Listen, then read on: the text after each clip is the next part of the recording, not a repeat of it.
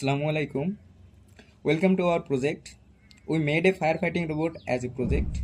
I am Abdullah Masum and my team member is Muntasir Mahim, Tasin Ahmed and Partha Basu. Today we are going to show firefighting robot using Arduino. It has a flame sensor for spotting oncoming fires, a water tank and a spray mechanism for putting off the flames off. So let's get started and run this project. This tank will get filled with the water. Now as soon as the fire will come in front of this flame sensor, that command will go to the Arduino according to the command and code we have uploaded.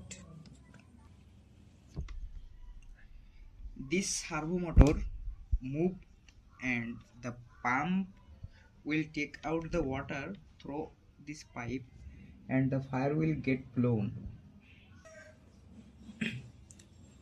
This is how our project works. So let's see how the working of our project.